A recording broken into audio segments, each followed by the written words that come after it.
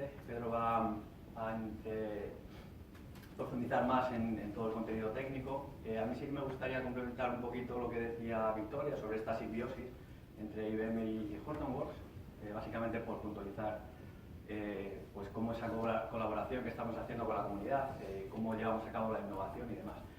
Seguro que todos vosotros conocéis Hortonworks y si os pregunto qué es para vosotros Hortonworks, pues seguramente el 90% pues me digáis que es una distribución de Hadoop más. Y estáis en lo cierto. Bueno, hay una serie de distribuciones en el mercado, pues, algunas siguen siendo competencia, pues otras han desaparecido y se han unido a nuestra plataforma. Y la realidad es que de lo que éramos hace unos años a lo que somos ahora, pues todo esto ha ido evolucionando. Y ha sido en parte gracias a lo que tenemos aquí en este gráfico. Este gráfico tiene dos curvas que representan la evolución de la innovación. ¿Vale? Tenemos esta de aquí, que comienza su ascenso de manera lenta y llega un momento en el que se dispara. Y tenemos esta otra curva de aquí, que avanza muy rápidamente y llega un momento en el que se estabiliza. ¿Vale? Esto representa la innovación dentro del mundo del software libre. Nosotros desde el principio hemos apoyado ese trabajo de comunidad, estar asociado a todas estas tecnologías que incorporamos en nuestros productos. Y sí que es cierto que inicialmente pues todas esas tecnologías, pues la madurez era limitada, estaban empezando. Pero una vez que cogían tracción y que esa comunidad en torno a esa tecnología pues iba creciendo, esa evolución se disparaba. Entonces el ejemplo claro es Hive. Hive inicialmente, pues si comparamos una de las distribuciones de Hadoop, que es competencia nuestra, Cloudera, pues tenía Impala. La comparación entre Impala y Hive pues era abismal. Sin embargo, la evolución de Hive a lo largo del tiempo ha sido muy grande y digamos que pues actualmente, si comparamos ambas tecnologías, pues están a la par y en algunos casos de uso, pues Hive es superior. Bueno, aquí no quiero enrollar mucho más porque podríamos tener un debate bastante, bueno, pues largo, ¿no? Podemos crearnos una sesión al completo. Lo que sí que me gustaría enfatizar es ese compromiso que tenemos en Hortonworks con la comunidad. Y de hecho, pues un poco lo que decía Victoria, nosotros nuestro compromiso con la comunidad es tal que en el caso de Hadoop, pues tenemos más el tercio de committers en este proyecto. Y si ya incluyésemos aquí IBM, pues prácticamente tendríamos toda el pastel repartido entre nosotros. ¿Esto quiere decir? Pues básicamente que bueno, pues tenemos una influencia en este proyecto y esa influencia al final viene determinada por las necesidades que vemos a nivel de comunidad, incluso a nivel de nuestros clientes. Si vemos que hay una necesidad que hay que cubrir, pues podemos de alguna forma incluir en ese roadmap. ¿Vale? Hadoop 3.0 está a la vuelta de la esquina y hay una serie de novedades en HDFS, por ejemplo, toda la parte de replicación del dato, pues hemos oído hasta la saciedad que el factor de replicación de bloques para tener alta disponibilidad y redundancia de los datos, pues era demasiado, ¿no? Porque al final había dato que no era muy crítico y estaba pues ocupando almacenamiento. Pues, se han introducido mejoras en este sentido, hemos ido a la comunidad y eso en Hadoop 3.0 pues tenemos un sistema de paridad que se puede utilizar en conjunto con la replicación de bloques que al final pues hace que todo eso mejore. Digamos que todo este tipo de feedback que oímos a la comunidad y en los clientes al final lo revertimos en el producto. Y por último, esta última transparencia, ya doy paso a Pedro, es bastante representativa de nuestra visión de bueno, pues arquitecturas para aplicaciones modernas. Esto era una visión que nosotros teníamos hace unos 2 o 3 años. A día de hoy esto ya existe, ya lo están utilizando las empresas, lo están utilizando clientes nuestros. Como os comentaba antes, pues la percepción que se tenía de Hortonworks como distribución de Hadoop sigue existiendo, es parte de nuestro portfolio. Digamos que todos esos datos que queremos almacenar y que queremos procesar de manera masiva sigue estando ahí. Lo que se han cambiado son los patrones de procesamiento de esos datos. Últimamente pues era el procesamiento batch, acceso interactivo a esos datos. Y la realidad es que pues, actualmente las aplicaciones demandan un poco más, demandan poder procesar esos datos en tiempo real. Esos datos desde el momento en el que se generan. Pues el ejemplo claro es el coche conectado. Yo tengo una serie de sensores, puedo coger todos esos sensores, meterlos en el data lake. Por ejemplo, estoy detectando que el coche va muy rápido. Tiene un exceso de velocidad y, pues según mis modelos, Eso quiere decir que tengo un alto grado de probabilidad de tener un accidente. Siguiendo los patrones de procesamientos antiguos, pues podré verificar esa noche, cuando haga el volcado de datos y analice los datos, pues verificaré que efectivamente ese coche al final ha tenido un accidente y bueno, pues han fallecido los pasajeros. Si soy capaz de procesar el dato desde el momento en el que se genera ese dato, es decir, yo tengo el sensor, tengo lógica en ese coche, cojo esos datos, tengo los modelos que he entrenado en mi data lake, en el momento que tengo esos datos que recojo de los sensores, aplico el modelo, o puedo generar alertas, o incluso puedo actuar directamente sobre el coche, aplicar los frenos o hacer un corte de inyección o lo que sea.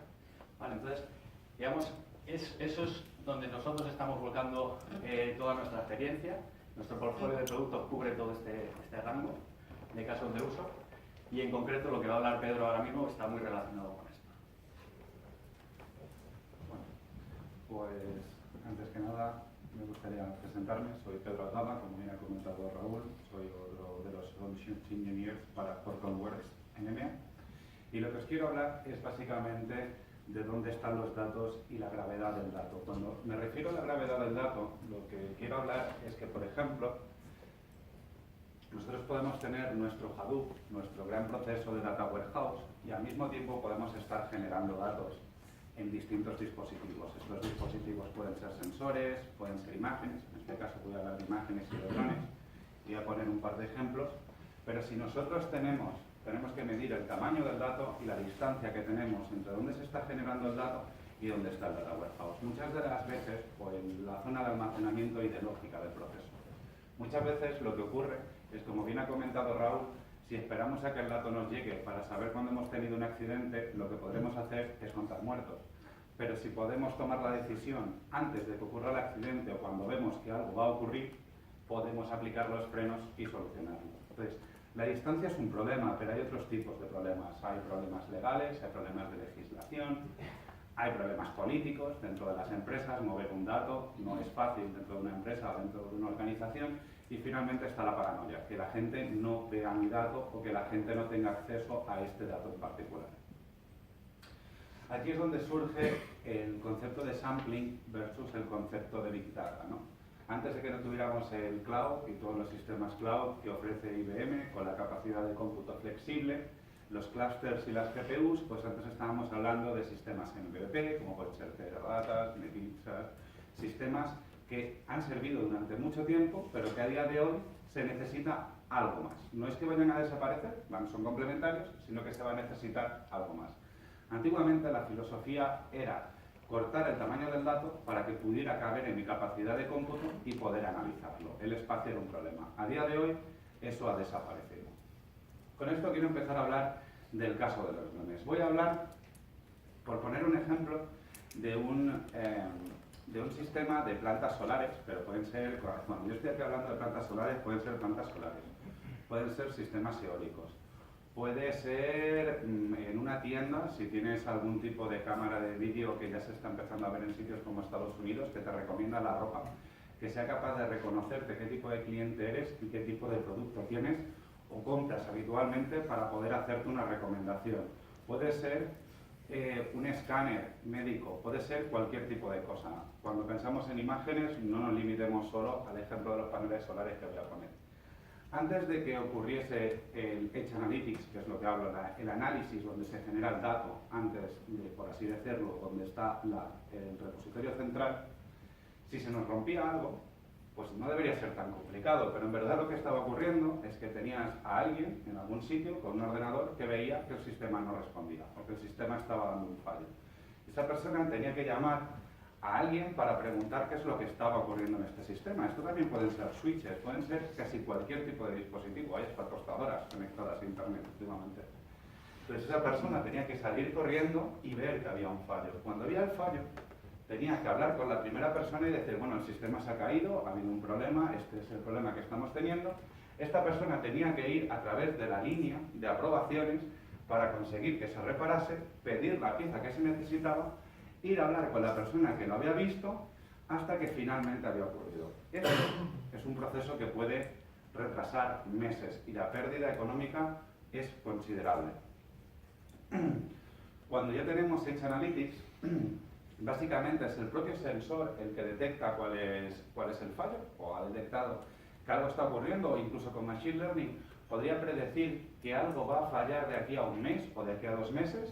Entonces automáticamente le hace la petición de la pieza que necesita al warehouse, la persona va, incluso puede repararlo, incluso antes de que ocurra, y básicamente no se interrumpe el negocio. Imaginad este caso en una aerolínea. No es lo mismo poder predecir que algo le pasa a tu avión antes de que estés montado en el avión, que cuando estás dentro del avión muchas veces se retrasa porque hay algún tipo de problema técnico y alguien tiene que subir. Primero, aparte de que te retrasa, aparte de que se está perdiendo negocio, estás molestando a tus clientes y encima el cliente va un poco asustado, ¿sabes? Pues el avión no está bien del todo. Entonces, cuando estoy hablando de drones aquí, y voy a explicar esto un poco, porque al principio, en la primera slide, se compartirá y luego al final hay un repositorio de GitHub con todo el código para hacer una demo para la gente que son un poco más técnicos y les gusta jugar y les gusta poder conectar a lo mejor una Raspberry Pi o hacer cualquier cosa.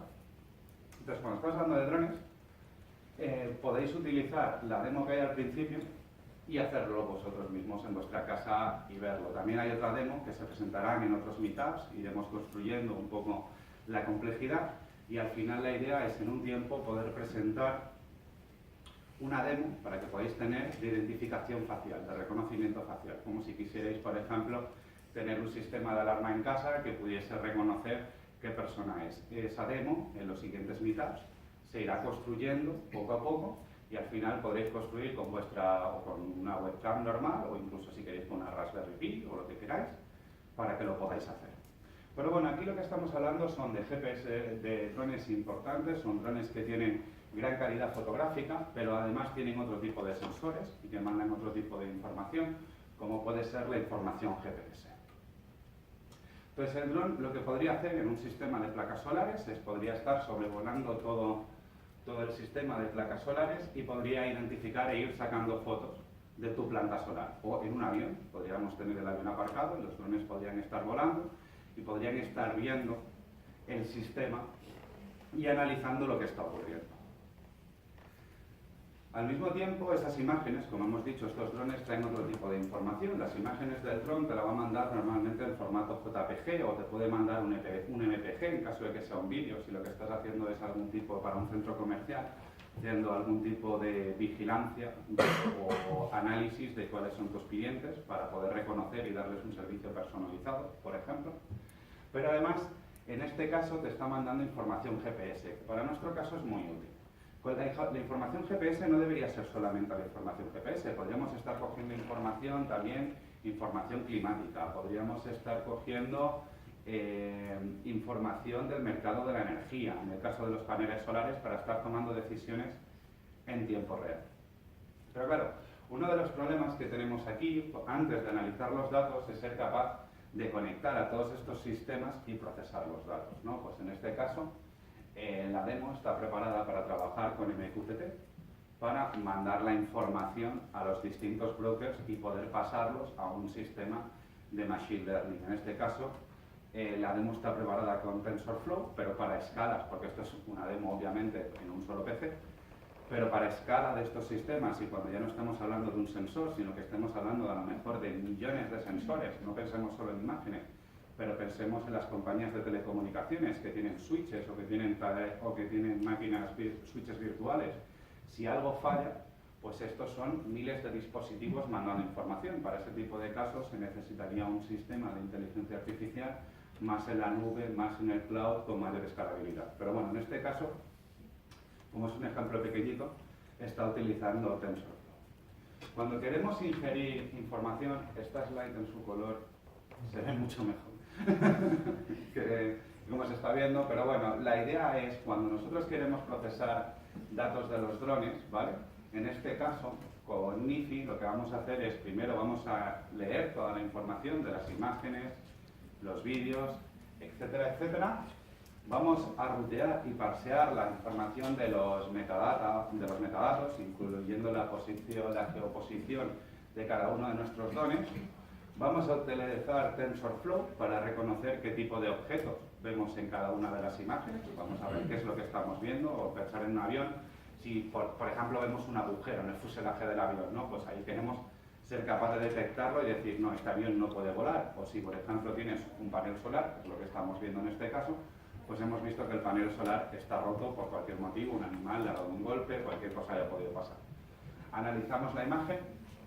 Una vez que almacenamos la imagen y los metadatos, los enriquecemos dentro de nuestro propio sistema de Hadoop, porque pensar que esto no son sistemas desconectados totalmente, sino lo que queremos es poder aumentar el tiempo de respuesta con la inteligencia artificial, poniéndolo en los dispositivos que están recogiendo los datos, pero al mismo tiempo tenemos que conectarnos a los datos y aprender de la experiencia pasada que ya teníamos, por lo cual no solamente conectarte a Hadoop, sino que te tendrías que conectar a lo mejor a otros sistemas, que a lo mejor BigSQL te podía ayudar a federar ese tipo de datos. Hay muchísimas cosas.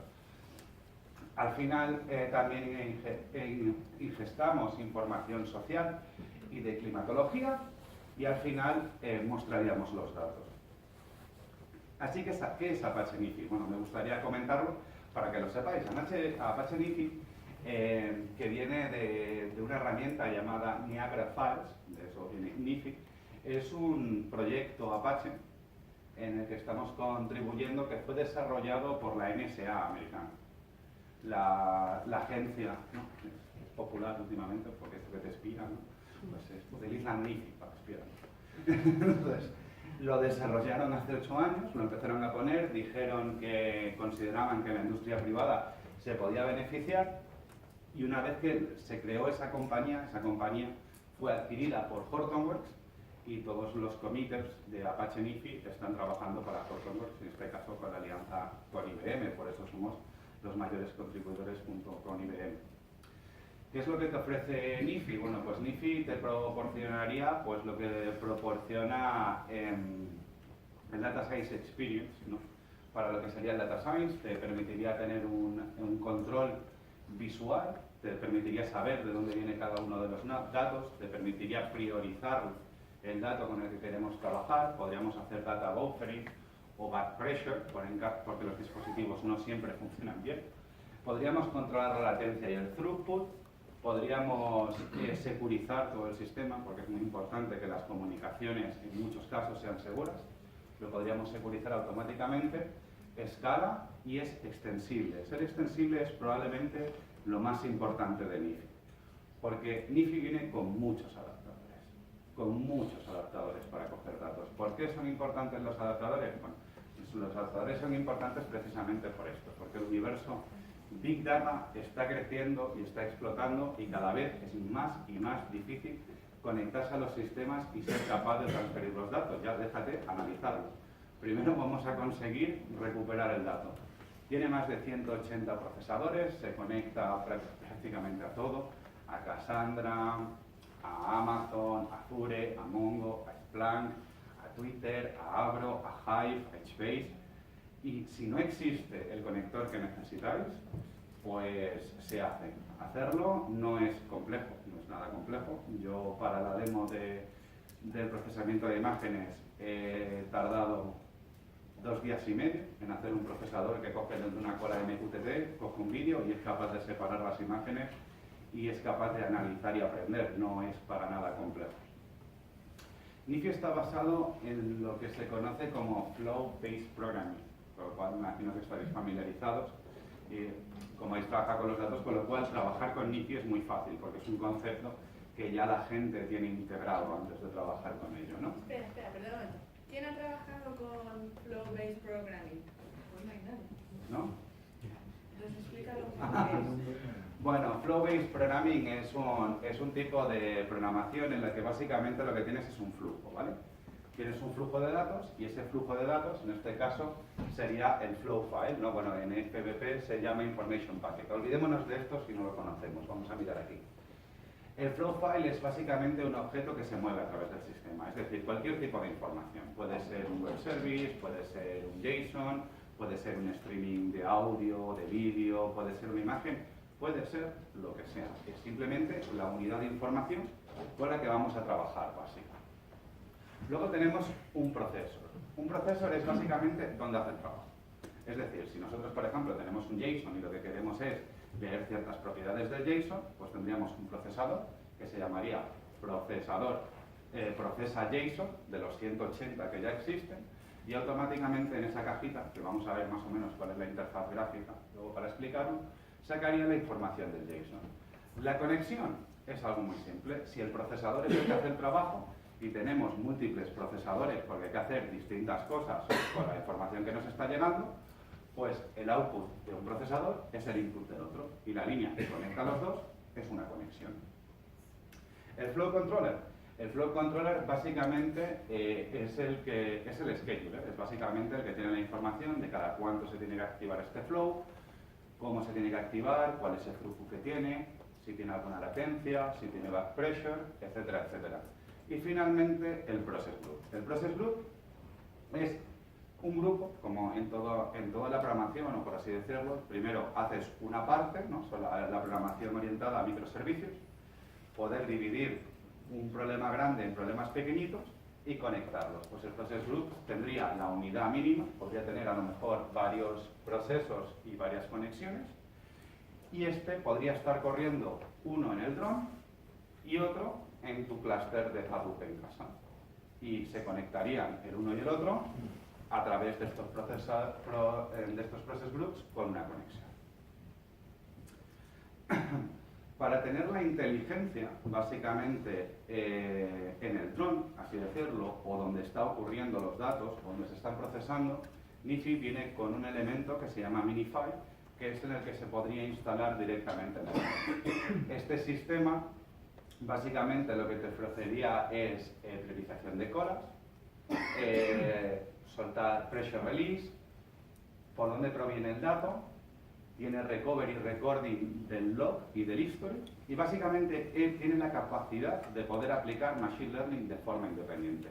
Minify te permitiría tener como mini sistemas de Big Data en cada uno de los dispositivos, que una vez que se comunican con el sistema central de Big Data para tomar decisiones, pueden tomar decisiones independientes y mandar información o al sistema de Big Data o recibirlo de él de forma simple.